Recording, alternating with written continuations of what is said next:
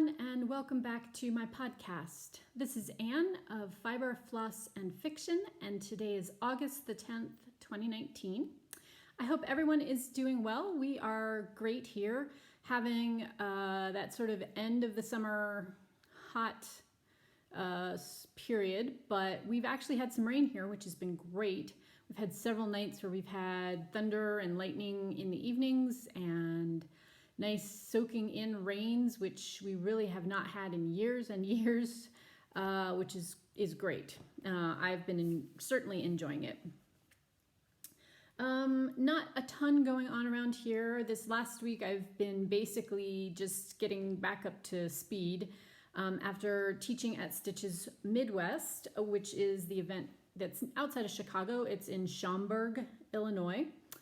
Which is usually the last weekend of July or first weekend of August, kind of depending on how the calendar falls.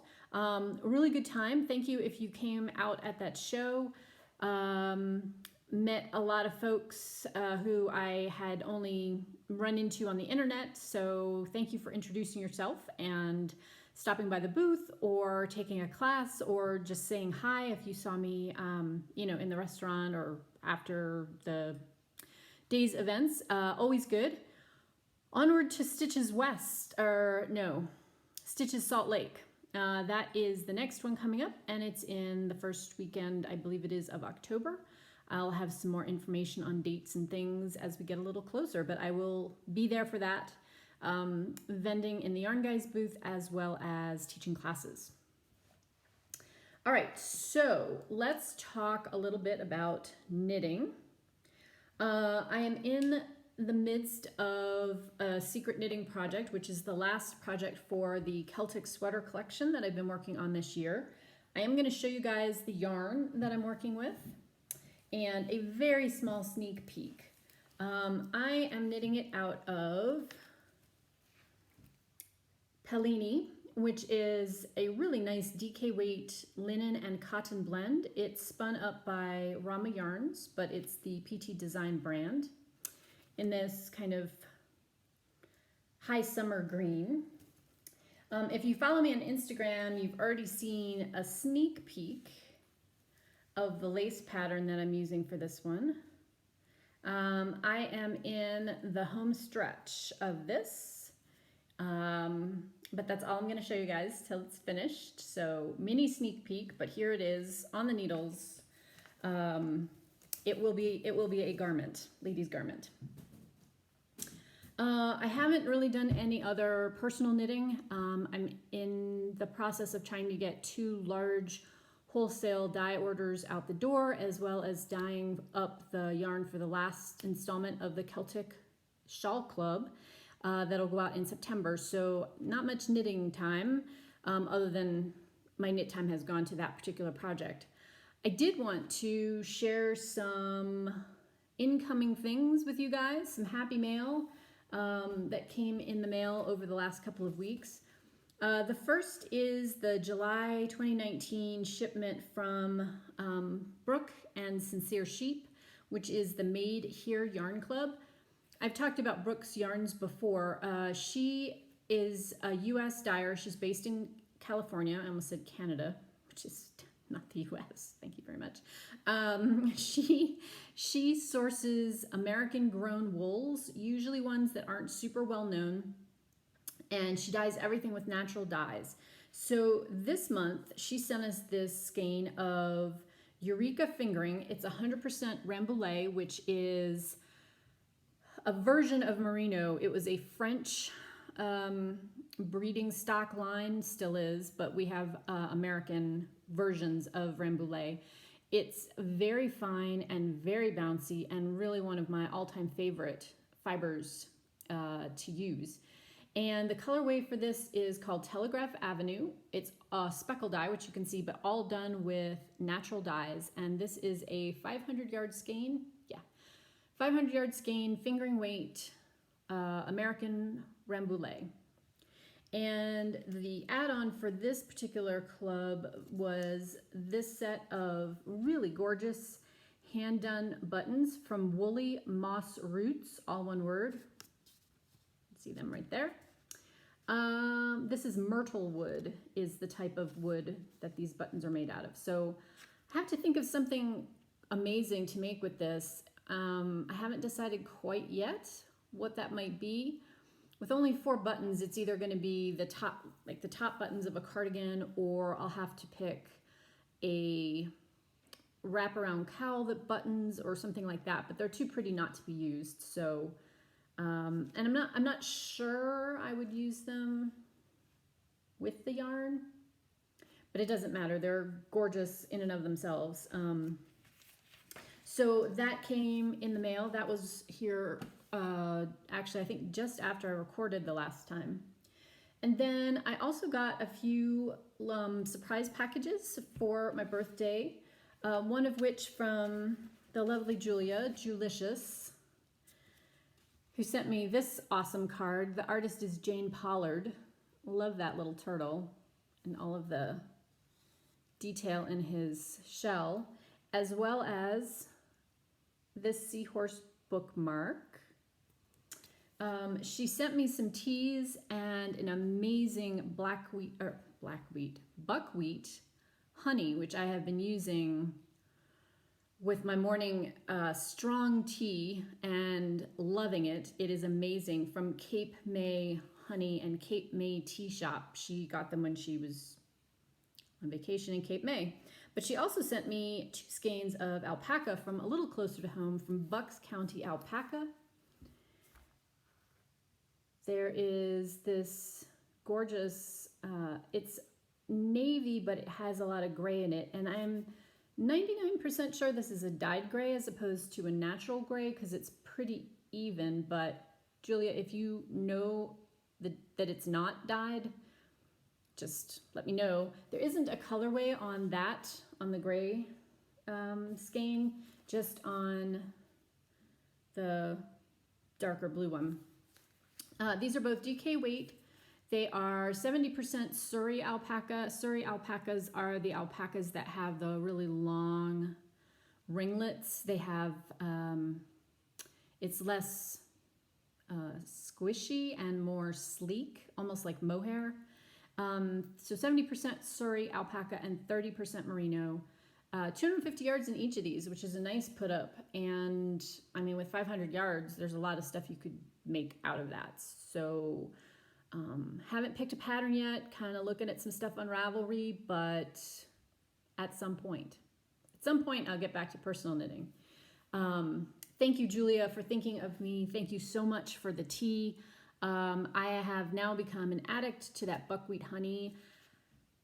If you follow me on Instagram, I think I posted a while back, and that one of the teas I was really loving is from a company called August Tea, and it's their Low Country blend, which has black tea and then notes of burnt sugar and bourbon.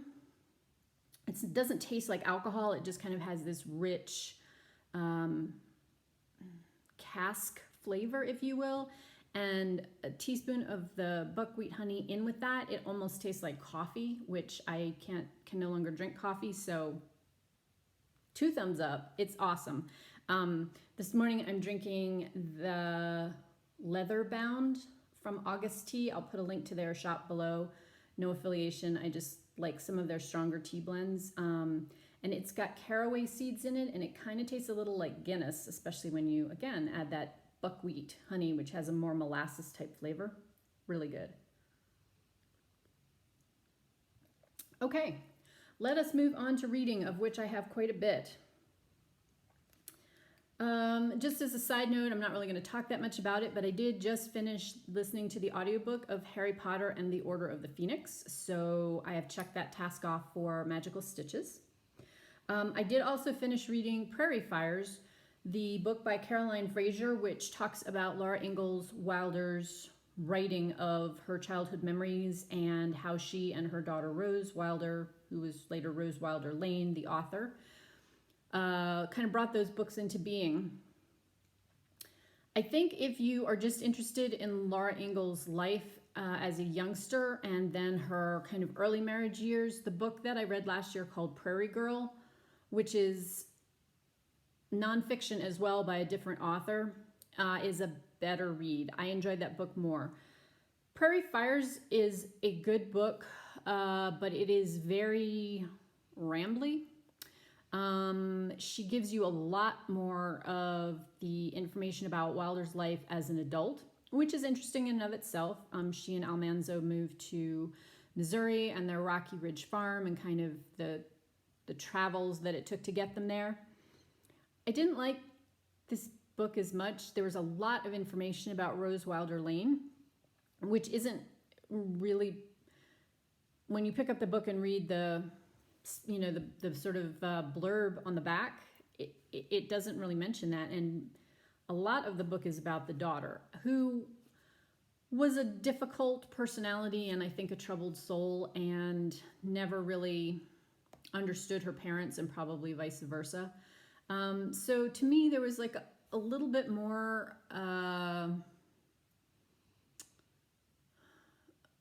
biographical information of Rose Wilder Lane than I had bargained for, which is not why I picked the book up. So that's not necessarily a bad thing. It's just sometimes when your expectations are changed that much, at least for me, I sometimes struggle with the book because it isn't what I thought I was getting. So good but not great. Again, if you're more interested in Laura Ingalls' young life, kind of the reality of it, since the Little House books definitely do have spots that were cleaned up and information that was left out. I mean, it's not a true autobiography of her life as a youngster.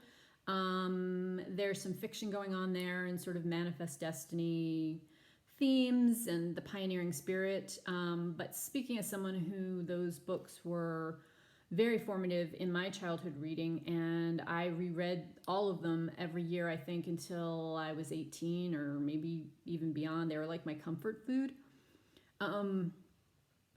I think Prairie Girl does a better job of kind of fleshing out some of the backstory there. So if that's what you're interested in, that could be your book. Prairie Fires more so if you are more interested in her life as an adult and her relationship with her daughter. And you also get a lot of history about the 1870s through World War II. So moving on, let's talk about the next book I read, a book called Usher's Passing by Robert McCammon. As always, I will have links down below to the Goodreads pages for these books, so you can check them out there if you're interested or want a link to pick them up and read them yourself. I needed a book to fulfill a Magical Stitches reading prompt with a house on the front, and this has a house on the front. This was another book that the billing for it is not exactly what I got. I don't think I would have picked this book up and read it if I had been left to my own devices. So the blurb about it seems to indicate that this is a retelling of Edgar Allan Poe's story about the fall of the House of Usher, sort of a contemporary retelling of it. So there's one chapter. The opening chapter opens with the backstory, if you will.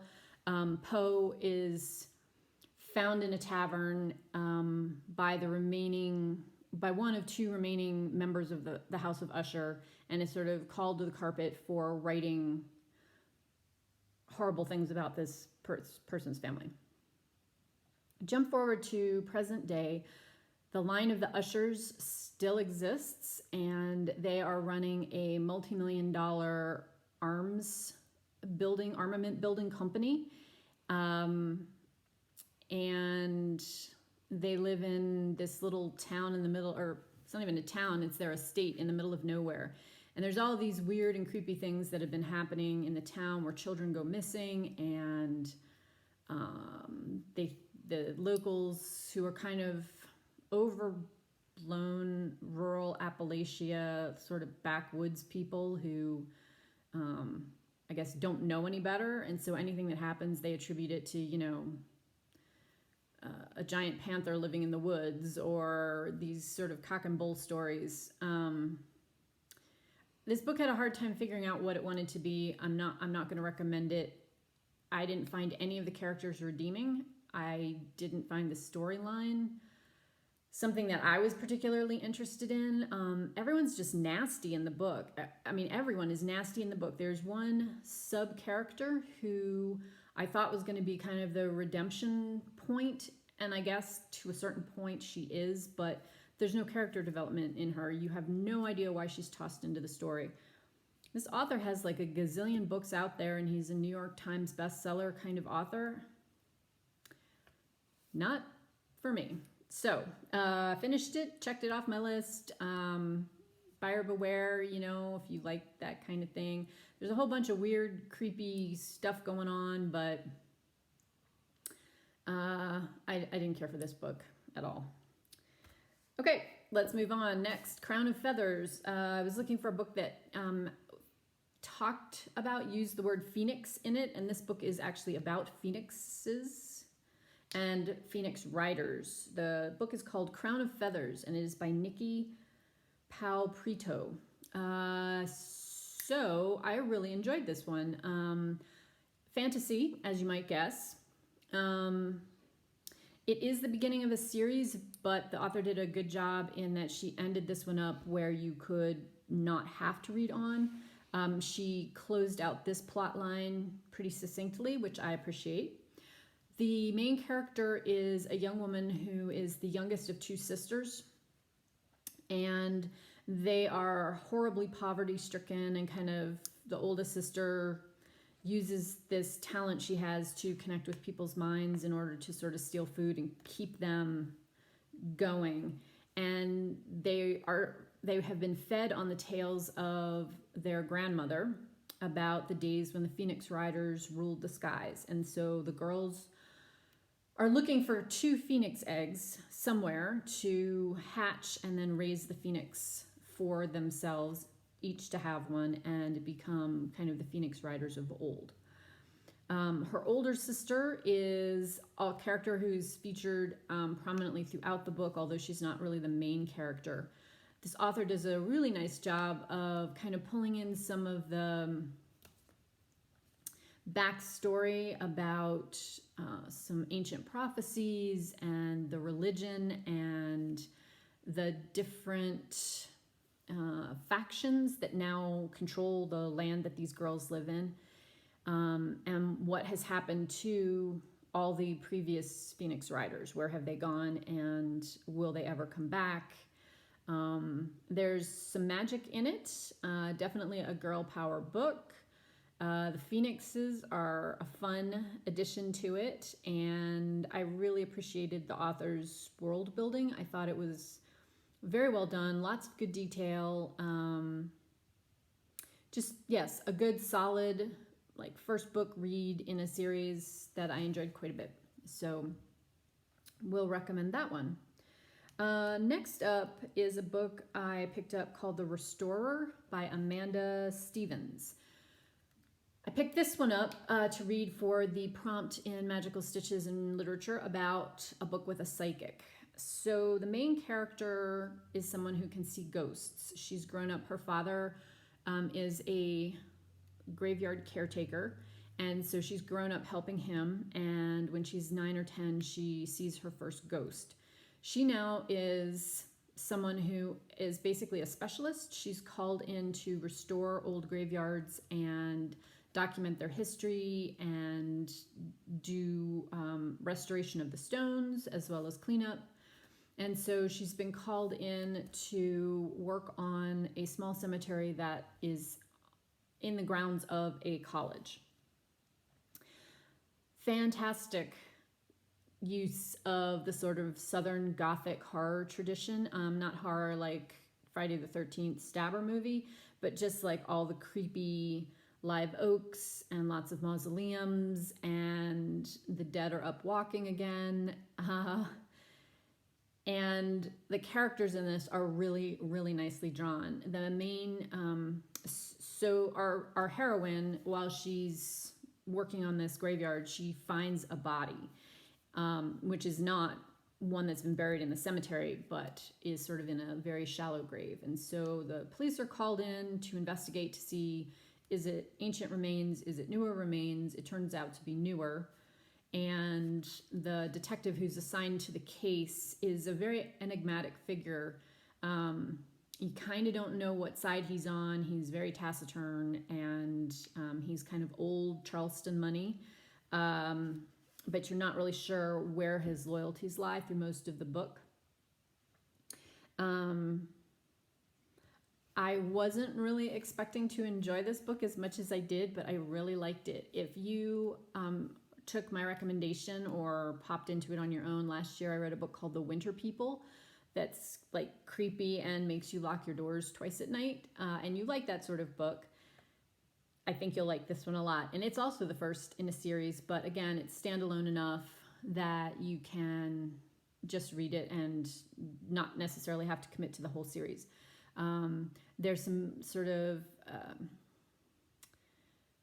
it's not voodoo, it's not the Marie Laveau tradition, but it's some of the Gullah tradition of the Low Country in South Carolina of raising the dead and how to prevent the dead from being raised if you don't want that to happen. Good characters, interesting history. The author obviously like really knows her Low Country area. I love Charleston, having been there several times. My mother-in-law lives in South Carolina. I love the city, and I love the way that she portrays the architecture and the history and the sort of traditions of the area. It was very nicely done. So giving some stars to that book. That's been kind of the sleeper currently. One more book right now that I have finished reading. I've been on a reading kick. I actually have in print. It is called Belfield Hall, and I picked it up because I needed an author whose initials were A and D, or D and A. Thank you, library, because you can go and scan for that. So this is the first, it's called Belfield Hall, or The Observations of Miss Dido Kent. The author is Anna Dean. Very similar to Stephanie Barron's series Jane and the fill in the blank, about Jane Austen being the Regency era sleuth. Same thing with this young lady, our main character, Dido Kent. She's a spinster who's 32, so way past her prime for Regency period. And her niece has gotten engaged.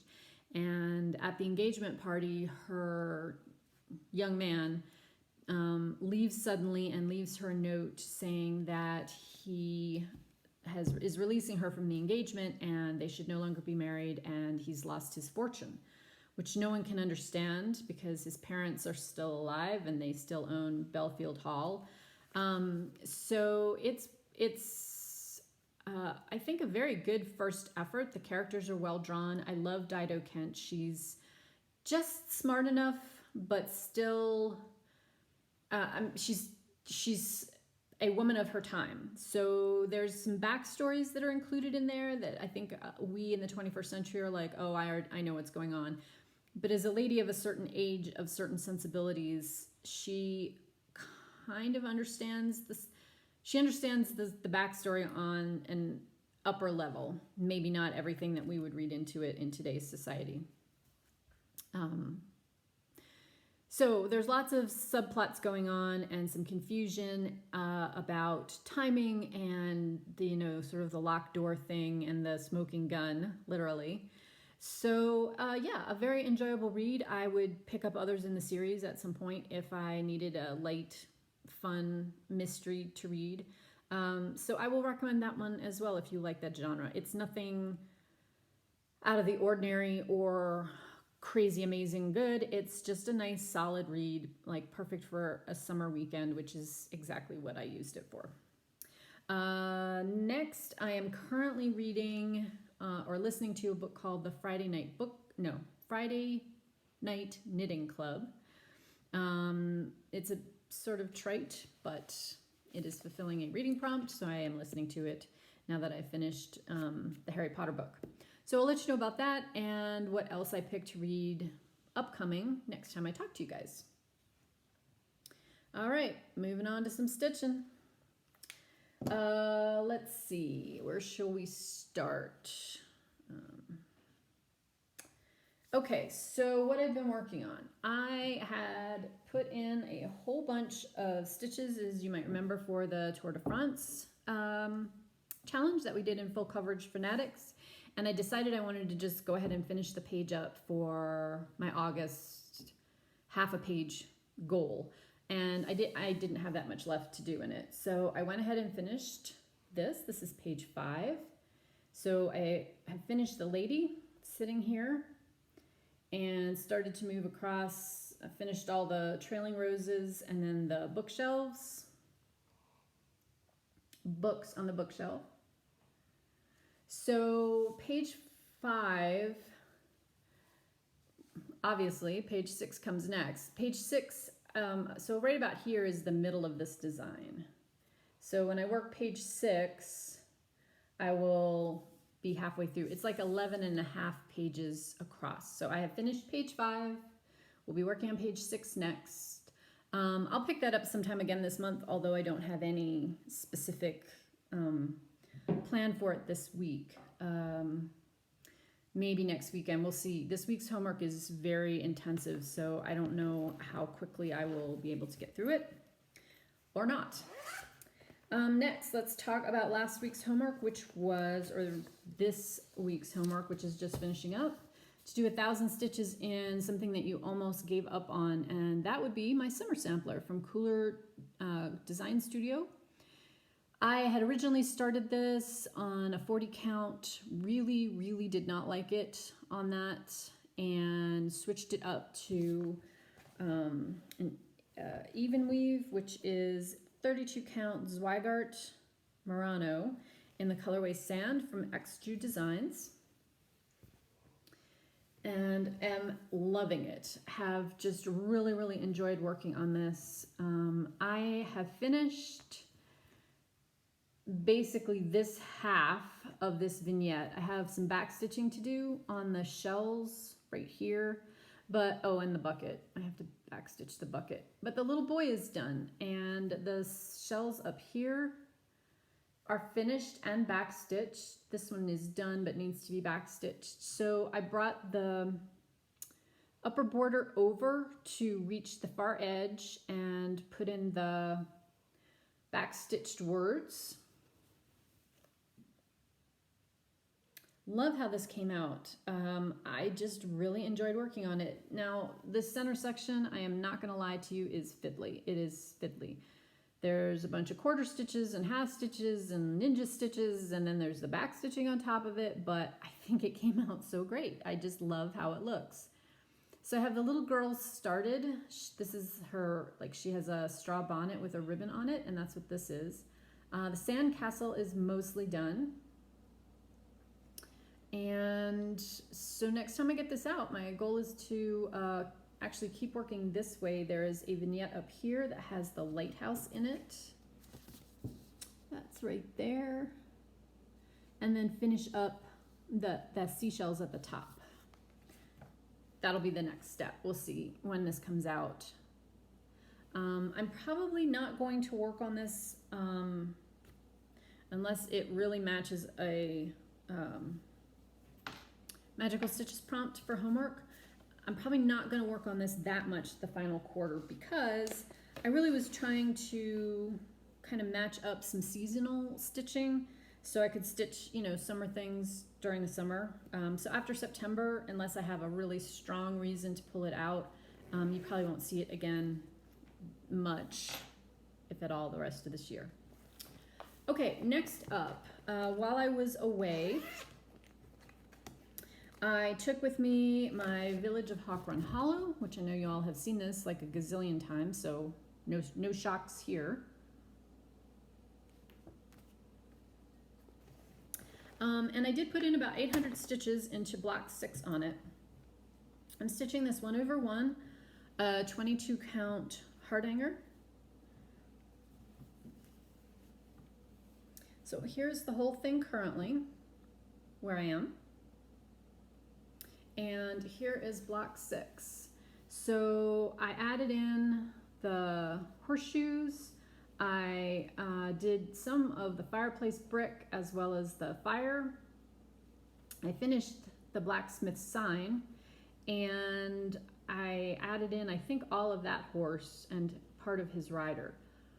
So what I have left to do on this one, and it is coming back out this week for some Magical Stitches homework, is finish this anvil, I think is what this is. I'm not totally sure, but anyway, have that finish, the bricks, the boards, and then all of these riders, which are super fiddly, because it's like 2 stitches to do their face, and then a different 3 stitches to do their boots, and anyway, and the upper chimney, I guess I should say too, because there's some smoke there. I don't think I will get this block completely done based on the stitches that I will be putting into it, because I think it's only slotted for 400 stitches. I have it in the other room, but yeah, I think just 400 stitches. So it won't get finished, but I'll put more stitches in it. I had originally just planned as a goal to stitch, to finish blocks 4 and 5, which I have done. But I'm thinking now that I might try to get block 6 finished this year for something. It goes well for a lot of the homework projects, so that's nice. But then also, if I got that block finished, then next year I was thinking one of my goals would be blocks 7, 8, and 9, and I'd be 3/4 done. So there's that one. Next up, this past weekend, well, this weekend is what I'm trying to say, I pulled out my Mini Winter's Encounter, artwork by Laura Prindle and charted by Heaven and Earth Designs. This was the only project that I had not gotten a page finish on this year that are in my active full coverage project. So Which Way got a page finish. Obviously, a stitching shelf has gotten a page finish. I got a page finish, I think last podcast I showed you, my Long Winter's Nap ornament. So this was the only one that didn't have that, and I have that as a goal. So I pulled this one out and worked like a demon on it this weekend, and I finished up this page. So I had left to do basically all of this in here, this wing, and then all of this under here. So I put 2,700 stitches into this the end of this week and through yesterday to get that done. So right here is the bottom of the page. It's you know, partial page. It's like 3 full blocks and then a little bit to finish, to come across. So that's where this guy is living. Like, I just love the colors in it. I love how that little bird came out. He's super cute. And so I think what I may do next time is finish down here, which is more of this sort of stick stuff. This is the beginning of the reins that are wrapped in the bush.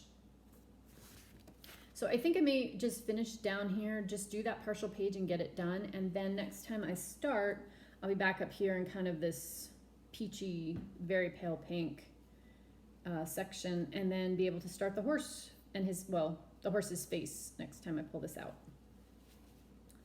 So one of the things that I have been talking back and forth with Kim, Spartan Stitcher, about is kind of how I want to deal with my full coverage next year. And what I thought I might do is have the 4 that I'm working on with any kind of regularity that I know I want to finish, and do 1 page finish on a stitching shelf, which, if you remember, those are the large format pages, so they go a little bit quicker. And then do a page finish on one of the other 3. So either Winter's Encounter, Which Way, or Long Winter's Nap. And then alternate back and forth. So a page on a stitching shelf and then a page on one of those guys. And I think that will keep everything, like I won't feel like I'm buried in one project for ever and ever, and kind of keep me motivated to, you know, like finish up and switch back to something else, just get a finish and move on kind of thing. So we'll see if how that goes. And I think if I do that the rest of this year, to try it out and see how far I get, that I can still probably get I have 2 more pages I'd like to finish on a stitching shelf. So if I can get anywhere close to that, plus even one other piece to get another page finish, that would be great, because the minis have between 9 and 12 pages each. And that's about what the ornament is. So not a ton, in the sense that, you know, those I could actually finish. Stitching shelf, I'm on page 5 of, I think it's 82 or 84 pages. So there's a lot of stitching left to go on that one. And I don't expect to finish that up anytime soon. Let me talk really quick about a few items again that came for birthday wishes and things in the mail. First off, I got this gorgeous card from Leah, who is Aviatrix Stitcher. She had seen this and picked it up. It is a Jody Bergsma painting artwork called Five Winds. Five Winds. I would stitch this, just saying. And so perfect for me. And then she included in it this gorgeous Dinky Dyes called Outback, which is this lovely, like, warm peachy sandstone color. Do not have anything specific picked out for it, but it sure is pretty. I'll have to find something to do with it. Thank you for thinking of me, Leah. I really appreciated that you sent that. It was really nice to come home from a long travel day. I had to leave Chicago very early, and I have come to the conclusion that I'm not good with the lack of sleep anymore. Maybe I used to be. Now I'm not so much. I was planning on getting up at 3 in the morning, but I had booked a taxi the night before, and he texted to let me know he was leaving downtown Chicago at 2:40 a.m. So since I was up, I just got up and, you know, got dressed and went and waited for him, but I can't get up at 2:40 in the morning anymore. That's where I'm going with that. So I was exhausted when I got home on Sunday, and my pet sitter had brought the mail in from the weekend, and that card was in it. So it was awesome to come home to that and open this pretty blue card with that. It just made my day. So thank you. I then got the order that I had put in from Color and Cotton for a piece of linen that I wanted to do Miss Halloween on, Halloween Fairy for next year's start. And I picked a 32 count Belfast in the colorway Patina. This is showing up a little bit greener than it is in real life. Let's see if this helps it at all. Nope, it's still a little greener than it is in real life. It has more gray in it, but it's got this kind of bronzy green undertone. That's maybe a little bit more close. Less green, a little bit more gray, but I love all those brown tones, and I think that the beads and all of the like coppery orange bits will look really, really good on that. So picked that up. So that's going to go in stash until I start that project next year. And then I had gotten some birthday money, and Heaven and Earth Designs was having a pretty substantial sale. I think this was their 50% off sale. And so I picked up two new full cover pieces because, you know, I don't have enough. The first one is called Dreamer. It's the Max Colors version, artwork by Nadia Strelkina. I love that one. And I'm thinking this may be a replacement for the Lady of the Woods because it's got similar colors to it and lots of, you know, wildlife. But I like the face on this young lady much better. So yeah, that one may be also a short-term start. And I'm pretty sure this one's getting started next year at some point. I don't know how I'm going to juggle all of the full coverage, but at any rate, I just love this one. It's Moonlight Serenade. It's also a Max Color artwork by Laura Prindle. Yep, because purple and a horse with a horn. Pretty much everything that I love. I guess never really moved beyond is it 7? Like the year you're 7 and you're a little girl, that's the year that you want a pony. Anywho, what else did I have? Oh, going to talk a little bit about plans. Just briefly, this week in Magical Stitches and Literature, the homework is pretty intense. So this is our OWL, Ordinary Wizarding Level Exam week. And we have 7 core classes we have to find projects for, and then we were to pick, I believe it's 3 of the 5 electives to take. And you can either do 100 stitches in each, so 1,000 stitches total, or you can do 200 stitches in each, or 2,000 stitches total. Each project is either 100 or 200 stitches, so you have to find something to fit the themes of astronomy, charms, defense against the dark arts, herbology, the history of magic, potions, transfiguration. Those are your core curriculum. And then the 3 electives I picked were Ancient Runes, Magical Creatures, Care of Magical Creatures, and Divination. And I think I have my projects narrowed down where I have 4 to work on, so I will be doing multiple stitches in batches of stitches into each of those. And because really, honestly, I am Hermione, overachievers of the world unite, I'm going to do the 200 stitches. So 2,000 stitches to stitch this week is a lot of stitching. And I think I can do it.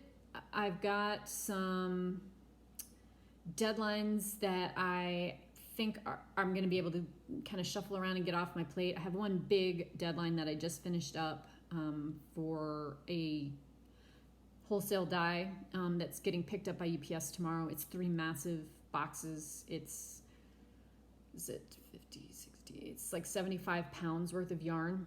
That's going away tomorrow, so I can take a deep breath and maybe concentrate on some other things this week. So I will let you guys know what all of those are. In the meantime, because I finished my Winter's Encounter goal, I decided I was going to do something kind of small today because I want to knit quite a bit this afternoon. And I think I'm going to work on my Drawn Thread Welcome Summer because, again, summer is getting away from us here. Another 6 weeks and it will be fall. So I think I'm going to just put some stitches into that and just, not any set goal, just work on it some today and have a nice quiet afternoon with my dog friend who she was very pleased with herself this morning. She found a tennis ball on our walk. It was the best walk ever. She was so happy. She carried it the whole way home like she had found the crown jewels or something. Anyway, so quiet afternoon planned here, listen to my book and do some stitching. So I hope wherever you guys are in the world that you're having a wonderful weekend and we'll have a great week. I will be back to talk to you in a couple of weeks. My usual 2-week schedule I think is working out pretty good. And I'm still under an hour today, so go me. Anyway, y'all enjoy your crafting, your reading, hopefully some relaxation this weekend, and I will talk to you in 2 weeks. Bye for now. Take care.